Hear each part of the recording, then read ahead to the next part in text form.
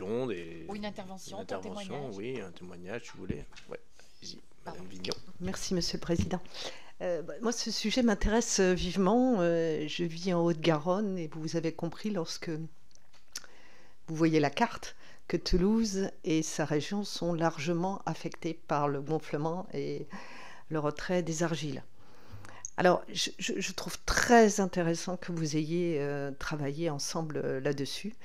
Je suis complètement d'accord sur votre intervention concernant les experts, parce que là, il y a un vrai problème, de mon point de vue, un vrai problème.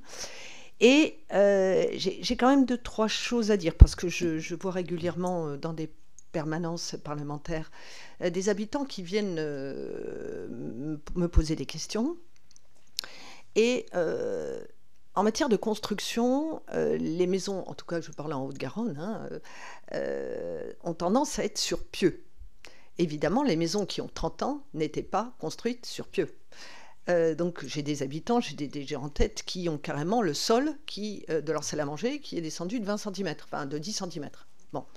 Et on leur dit, on ne peut pas vous indemniser, c'est parce que ça a été mal construit. Oui, mais enfin, ça a été construit il y a 25 ans. Et donc, de ce fait, quid enfin, et on ne les indemnise pas. L'expert refuse en disant, bon, c'est mal fait. Alors, j'ai une remarque simplement à faire sur l'histoire de la décennale des constructeurs de maisons individuelles.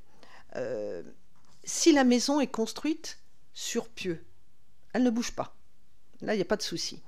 Mais par contre, les clôtures, vous savez que quand on fait les lotissements, en général, on construit la maison et puis, 5 ans après, on fait la clôture. Alors, j'ai jamais vu une clôture construite sur pieux. Et la clôture, elle peut faire des mètres et des mètres et des mètres. Et justement, en tout cas dans mon coin, hein, vous avez la moitié des clôtures qui se fissurent, etc.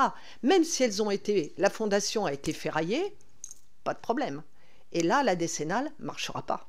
Et obliger le constructeur à faire la clôture, pour des raisons en général financières, le propriétaire ne souhaite pas faire la clôture tout de suite, il le fait quand il a un peu de sous pour le faire. Donc là, je m'interroge parce que, en tout cas, près de chez moi, des clôtures sont détruites. Donc je ne sais pas ce qu'on peut faire par rapport à ça. Merci en tout cas du sujet que vous avez abordé qui est essentiel.